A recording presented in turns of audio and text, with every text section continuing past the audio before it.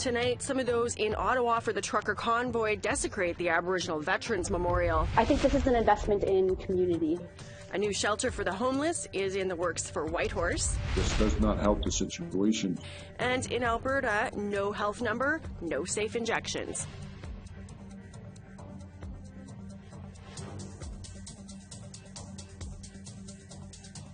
Good evening. Welcome to APTN National News. I'm Melissa Ridgen. Politicians got back to work in Ottawa on Monday. Parliament resumed amidst an ongoing protest that began in the nation's capital on the weekend. Those demonstrating against vaccine mandates and COVID-19 restrictions have been accused of a number of acts of unruly behavior, including flying Nazi flags and desecrating national monuments.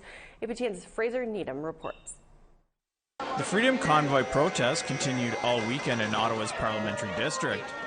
Attended by thousands. There were reports that protesters urinated on the National Aboriginal Veterans Monument, causing one Indigenous veteran to feel he had to spring into action. So first what we did was we shoveled off the pee stains, to be honest, and we cleaned it up in that regard. And while I was doing that, I lit some smudge. And then I made sure that both spaces were smudged appropriately. Prime Minister Trudeau spoke up Monday about the events that unfolded in Ottawa's downtown in the past few days. Freedom of expression, assembly, and association are cornerstones of democracy. But Nazi symbolism, racist imagery, and desecration of war memorials are not. It is an insult to memory and truth. Trudeau was asked why he didn't meet with protesters. But I have also chosen to not go anywhere near protests that have expressed hateful rhetoric, violence towards fellow citizens, and a disrespect not just of science, but of the frontline health workers and, quite frankly, the 90% of truckers who have been doing the right thing to keep Canadians safe, to put food on our tables. The House of Commons also resumed for the first time since the Christmas break on Monday. House Leader Mark Holland outlined some of the government's legislative priorities. These include more funding for COVID-19 rapid tests, reform of the Official Languages Act, and a review of mandatory minimum sentencing.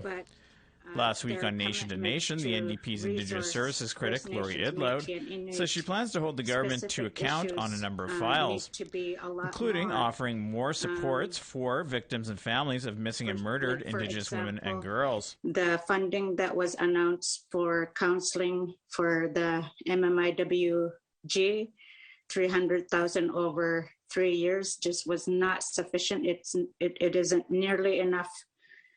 So there needs to be a lot more resources. Fraser Needham, APTN National News, Ottawa. We should mention who wasn't back at Parliament Hill. That was Prime Minister Justin Trudeau, who we saw spoke earlier. He says he has COVID and he's going to be working from home until he tests negative. Well, back to the convoy in Ottawa. Local and federal police are drawing some criticism for their role in that protest. Our Nation to Nation host Brett Forrester joins us from Ottawa. Brett, thanks for joining us. So why are the police taking so much heat on this? Well, to be completely frank, some of the observers and critics who witnessed what went on in Ottawa over the weekend feel like there is a racist double standard on display with regard to how police react and apply force in crowd control and protest situations. On Friday, as trucks began to filter into Ottawa, the Ottawa police put out on Twitter a creative graphic with a picture of a truck on it, welcoming people and advising that the police's role is to facilitate peaceful protest. The following day, on the federal side, National Security Police whisked the Prime Minister away to a secure location somewhere within the National Capital Region that they refused to disclose. So there's kind of a discrepancy there, and the Ottawa police particularly are being accused of responding with a kid gloves almost, while often responding with a heavy hand to protests that are Indigenous led. And so what are the police saying is the rationale for this? Sure. Well, the Ottawa police have been putting out press releases every evening updating people on how they've handled these demonstrations. The most recent one that came out Sunday night indicated that their resources have been really stretched out by this. They also stated that they have refused to tow cars or, do any sort of enforcement action because they're afraid of initiating a confrontation. Now, this response is also garnering some criticism because it makes people wonder whether, this really is a peaceful protest. If police are standing by while people are committing crimes because they're afraid to initiate a confrontation, what does that say about the way, the force is applied here in Canada? I don't think anyone is necessarily advocating for this to be, cracked down on. I think what people want to see is equality for this, clear double standard not to exist. Yeah. And what do you think, what's the political response to this? Well, this dominated quite a bit of discussion today on Parliament Hill. One thing that's interesting for me is that 2 years ago, in February, during the height of the Wet'suwet'en Solidarity blockades, Aaron O'Toole, the current Tory leader, came out condemning those illegal blockades, saying they are an illegal assault on people's freedom of movement. Now, 2 years later, he went to meet with the truckers as they filtered their way into Ottawa to proceed to blockade most of the city. So critics are seizing on that and accusing that of being a little bit of a hypocritical stance. He furthermore proposed to institute a ban on critical infrastructure blockades so police could go in and clear those up without an injunction. And people are, suggesting that this is more evidence that those policy initiatives are racially motivated. That being said, Trudeau isn't really escaping from this unscathed either. He's been accused of politicizing public health measures and really also sowing some discord here, so no one's really getting out scot-free, and the debate's certainly going to continue. Lots of angry people out there, and it seems like it's on every side. If you've got extremes on the left or on the right, everybody's sort of glommed onto this just as an outlet for their anger. Certainly lots to watch, and I guess we'll see how people answer for this in the days to come. Absolutely. We want to hear your thoughts on that Freedom Rally in Ottawa. We always appreciate your thoughts. Here's how you can share them with us. Send your emails to news@aptn.ca. You can leave a comment on aptnnews.ca. You can also find us on Facebook, Twitter, Instagram, YouTube, and TikTok. Follow APTN News to join the conversation and see all of our latest stories. Well, a hotel in downtown Whitehorse is getting a facelift and being converted to housing for Indigenous people. Here's Sarah Connors with those details. Indigenous people in need of housing will soon be calling this Whitehorse hotel home. Today, government officials confirmed the High Country Inn will be converted into 55 supportive housing units. At least 75% of the suites will be reserved for Indigenous people. A minimum of 50% of suites will go to women, and 16 studio apartments will go to youth. The building could also include a meeting space and employment training. The federal government is investing $15 million to purchase and renovate the building. It will be owned and operated by the Safe at Home Society, a homelessness advocacy nonprofit. Safe at Home Executive Director Kate Meechan says the building will greatly support vulnerable people in need of housing. I think this is an investment in community. This is an investment in people, not just in housing, and in truly affordable housing. For people who have been marginalized through their housing experiences, through their histories of trauma. Renovations are expected to be completed by the fall, with tenants taking possession of their new homes shortly after. Sarah Connors, APTN National News, Whitehorse. Alberta's new safe consumption site policy is causing some concern. The new rules say that clients need to provide a health number, while advocates say that that's not going to work. The province insists that nobody's going to be turned away. Tamara Pimentel explains. Alberta has become the first province to require a personal health number to use safe injection sites. This does not help the situation. Mark Braverock leads the Sage Clan, an Indigenous group that monitors the streets of Lethbridge and offers support to the homeless population. He says the new rule creates barriers for those struggling with addiction. More and more has been put on the addict to even sober up, and then even more work has been put on people who are frontline, who truly are frontline. It's been frustrating to see this new approach that the AHS has of mandating that you have to have a card stating a use so that they could use these consumptors. They can use that little trailer. They have to have cards, which they cannot keep. They don't have them on their person. Advocate groups like Moms Stop the Harm and the Lethbridge Overdose Prevention Society have been fighting to reverse that requirement and filed a lawsuit back in August. Dr. Susan Edelman with Blood Tribe Health told APTN in August she supports the groups. So by asking someone who probably doesn't have ID to provide ID and actually identify themselves when they're doing something that they feel they could be punished for anyways, they're just not going to use that facility. Now the judge reserved his decision in that case, but while the courts decide, Alberta released a clarification stating this is standard practice for healthcare services when a new client is admitted. If the client cannot remember the number, the operator has a phone number to help the client retrieve it. If the client does not have a personal health number, the supervised consumption services operator is required to offer assistance in getting one. The province says no one will be refused services if they don't provide one. And Brave Rock says the Sage clan is trying to hold on to health cards for those living on the streets. We have tried to, in our own way, to keep their IDs and papers for them. But we're inundated with such a population, and to expect us to be able to handle that is getting beyond us. It is too much for us, because we do not have the resources or the support. Tamara Pimentel, APTN National News, Calgary. We need to take a short break, but still ahead, a reaction to the Métis National Council suing two of its long-serving leaders. The thing that struck me most was, how shocked I was by the degree of the alleged corruption that I was reading in the statement of claim.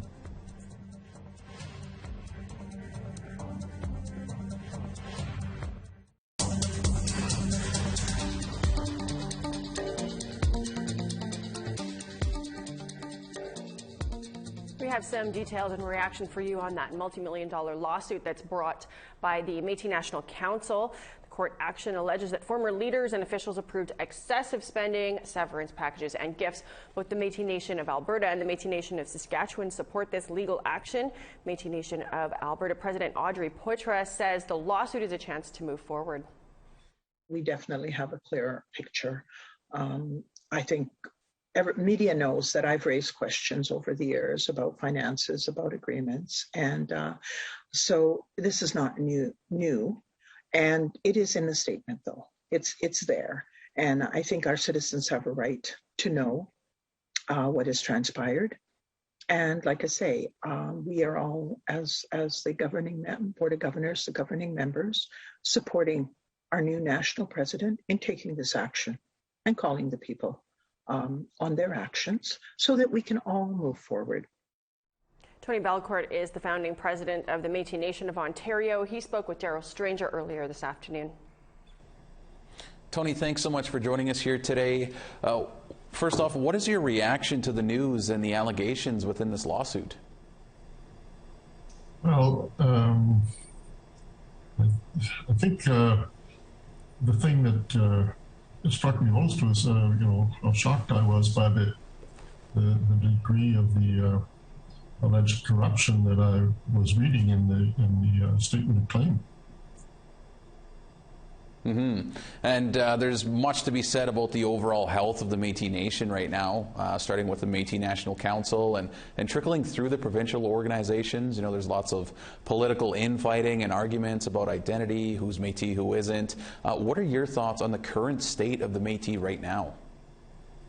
Well, I think this is going to go a long way to help restore some faith and trust in the Métis National Council. As you said, there's been a lot of turmoil and so on over the past couple of years, and that's people have just lost a lot of faith. And the Board of Governors refused to hold meetings, and It took a court order for them to be able to then be forced to hold an annual assembly. So that's good. On the other hand, you know, this kind of media attention sort of reinforces a lot of the racist views that are existing out there, that our people are untrustworthy, Aboriginal people, Indigenous people generally are untrustworthy, and that governments shouldn't be giving us funds. I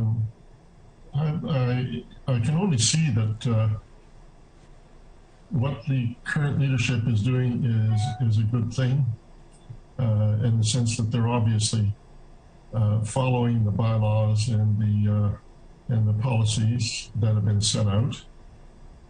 It's clear that the current leadership wants to make sure that it abides by the terms of the agreements that have been established with governments, and that they want to provide a full accounting. All of that is very good. Now, President Cassidy Caron said this lawsuit wasn't about creating divisions, but how does this affect reunification efforts now? Well, you know, I was president of the national president in the organization called Native Council of Canada, which then partly became the Métis National Council. And in my day, in the 1970s, organizations were coming and going. They were in, they were out. It depended on the political views that were going on at the time. So then what is the path forward, you know, moving ahead here?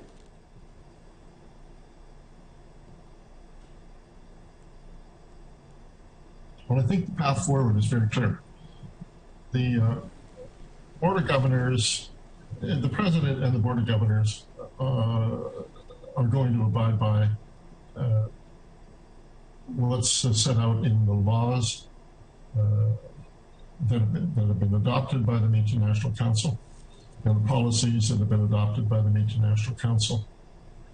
The MNC is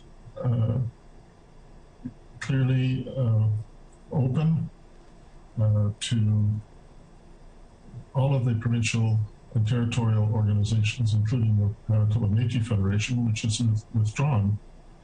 But by withdrawing doesn't mean that it necessarily has to be forever. If these things get all sorted out, then hopefully the Manitoba Métis Federation will be back at the table. Mm-hmm. Well, we can only hope. Tony, thanks so much for doing this, and certainly something we'll be keeping an eye on moving forward. Okay, thank you. Great to see Mr. Belcourt there. Well, none of the allegations, of course, have been proven in court, and the Manitoba Métis Federation strongly denied all of those allegations last week. We've had no response to our request to speak with MMF President David Chartrand or Clem Chartier, who are named in that lawsuit. Well, housing woes have plagued the Northwest Territories, and the pandemic has only made the situation worse. Our reporter Charlotte Mort-Jacobs speaks with tenants desperate to be heard. Here's a preview of a story that she's working on for you. I do not want to live here anymore under a company that has a monopoly in the city and does nothing to help its people. Slum landlords. There's 1, 2, 3, 4, and there was 1 5 over here. Countless grievances and nowhere to turn. And left that like that. I have to use my oven for heat. A look into the rental situation in Yellowknife. That story coming up soon on APTN National News.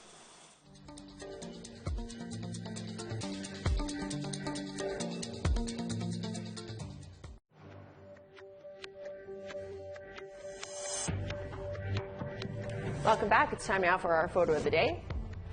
Today's photo comes from Bobby Melvin, who was out moose hunting near Torres Cove, Newfoundland. Bobby said these two guys landed on his gun to let him know the big bull was hiding in the woods up ahead. Great shot there, Bobby. If you want to be featured as our photo of the day, you can email your pictures to share@aptn.ca, along with a description and a location. Now let's take a look at tomorrow's weather forecast. Starting off in the East Coast, we've got a mix of sun and cloud, -4 for St. John's, -6 and sunshine for Halifax. Kuujjuaq, -22 and sunny. Same with you over in Nain. Saguenay, -12 and sunshine. Chibougamau, -7 with some cloud expected there. Ottawa, -5 and sunshine for Ottawa. North Bay, -1 and snow. Kapuskasing and Timmins both 0 with snow expected, -27 and snow for you in Big Trout Lake. -28 and sunshine for Churchill and Thompson. Pucketwaga, -23 and sunny. -21 and snow for Winnipeg. Barons River, -22 and snow. Sunny for southern Saskatchewan, -20 and for Saskatoon. -21 and snow for Buffalo Narrows and La Ronge. -18 and snow for high level Fort Chip. You're getting snow as well, -20 degrees expected there. Snow continues further south, -17 and snow for Edmonton, -12 in Lethbridge. You're getting snow in Kamloops and -1, +1 and some snow expected for Penticton. -13 and sunshine for Prince George, Port Nelson, -20 and sunny. Dawson City, -34, clear skies. Old Crow, you're getting snow, -31 expected there. Fort Simpson, -19 and sunny skies. You've got a lot of sunshine there in NWT. Paulatuck, -31, same with you, Sax Harbor. New Yacht, snow, -29. Arviat, sunshine, -30. Arctic Bay, some snow, -33. Pangerton, clear skies, -31.